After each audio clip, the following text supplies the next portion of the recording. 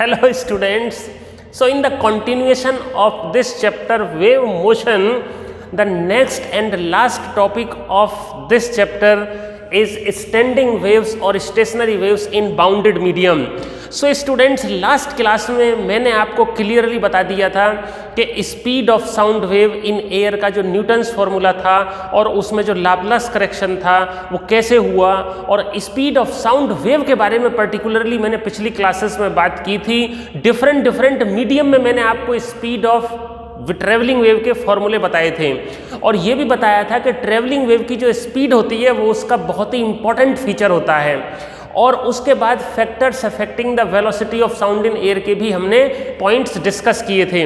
लेकिन उससे पिछली क्लास में मैंने आपको ट्रैवलिंग वेव की इक्वेशन बताई थी और इस चैप्टर में जो सबसे पहली इंपॉर्टेंट मैथमेटिकल इक्वेशन है ट्रैवलिंग वेव का equation y is equal to R sine omega T minus K X, या तो इस फॉर्म में लिखते हैं या R sine 2 pi by lambda into Vt minus x. These are the two equations which are known as the equation of travelling wave. If a plane wave is travelling, plane progressive travelling wave equation is r sin 2 pi by lambda Vt minus x और y is equal to r sin omega t minus kx. All right, अब ये बिल्कुल नई phenomena है standing wave or stationary wave. So this is related to the superposition principle and this is also related to the reflection. This is also related to the reflection of waves. अब ये reflection क्या होता है, आपके दिमाग में आएगा कि लाइट का रिफ्लेक्शन सर बात करने जा रहे हैं। तो लाइट के रिफ्लेक्शन में क्या होता है, when a light is allowed to fall on a plane smooth surface then it bounces back, it is reflected back. और दो लॉ होते हैं, angle of incidence is equal to angle of reflection. यही यहाँ पर होने वाला है। अगर मैं कोई मीडियम बाउंड कर देता हूँ, सपोज ये मेरी दो बाउंड्रीज हैं और यहाँ से किसी स्ट्रिंग को बांध के रखा है, तो अगर कोई wave if it is plucked at this point, these are the two supports and a string is fixed at these two supports. So मेरी ये दो बाउंड्रीज हैं और बाउंडेड मीडियम की हम बात करेंगे। बाउंडेड मीडियम का मतलब with in the boundary, with in limits.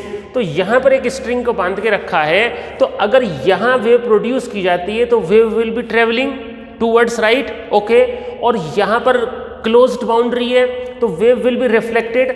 तो due to the reflection of wave, mechanical wave की हम बात कर रहे हैं, अगर कोई प्लेन प्रोग्रेसिव ट्रेवलिंग वेव किसी बाउंड्री से रिफ्लेक्ट होती है, किसी मीडियम से रिफ्लेक्ट होती है, तो ड्यूरिंग द रिफ्लेक्शन जो रिफ्लेक्टेड वेव है वो इंसिडेंट वेव के साथ कंबाइन करेगी। क्या करेगी? कंबाइन करेगी।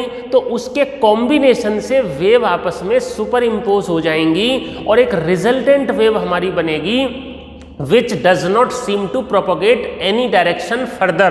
So this is called the standing wave. So standing wave का मतलब होता है कि रिफ्लेक्शन की वजह से two waves are superimposing on each other. अब इसको करते कैसे हैं? तो पहली बात तो ये है कि दोनों की दोनों वेव एक जैसी होनी चाहिए, या तो लॉन्गिट्यूडनल या ट्रांसवर्स। दोनों वेव की फ्रीक्वेंसी, वेवलेंथ, एम्पलीट्यूड सेम होना चाहिए। केवल एक ही डिफरेंस दोनों वेव में होना चाहिए कि दोनों की दोनों अपोजिट डायरेक्शन में ट्रेवल करनी चाहिए। तो स्टैंडिंग वेव क्या होता है? This is the phenomena of superposition of two waves and due to this superposition there is a new wave formed, okay, so that new wave is called the standing wave.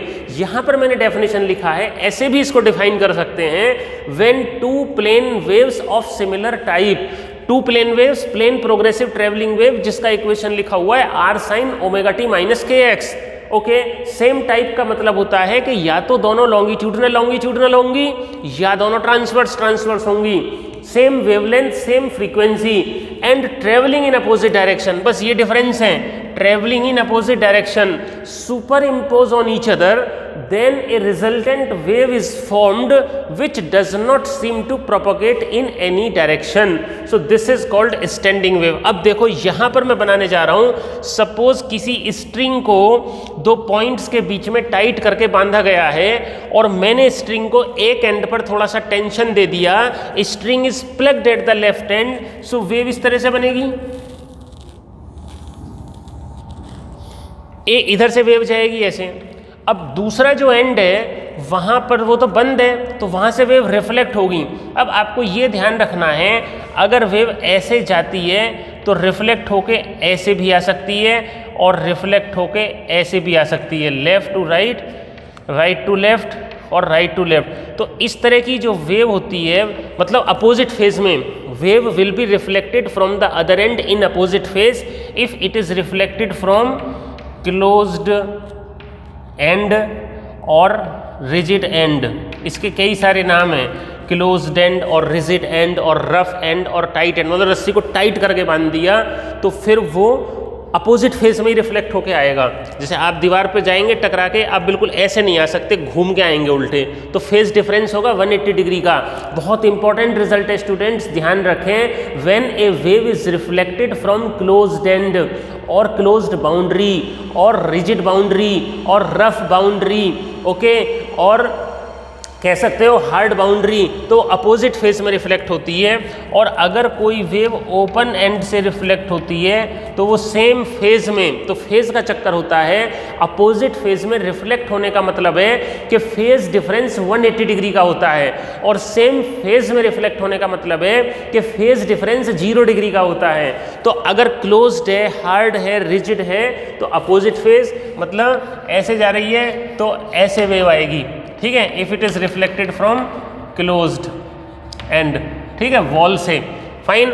अब देखो यहाँ से reflect हो गई, तो चूंकि closed end है तो ये ऐसे रिफ्लेक्ट होके अपोजिट डायरेक्शन में आएगी। अब क्या होगा, ये एक वेव बन गया, इसमें एनर्जी अपनी ही जगह में ऑसिलेट करती रहेगी, energy keeps on oscillating in their respective positions, ऐसे ऐसे ऊपर नीचे, ठीक है। तो अपनी ही जगह में ये जो एनर्जी के ऑसिलेशंस होंगे ऐसे ऐसे, तो क्या होगा, एनर्जी में चेंजेस होंगे, मैक्सिमम मिनिमम मैक्सिमम मिनिमम।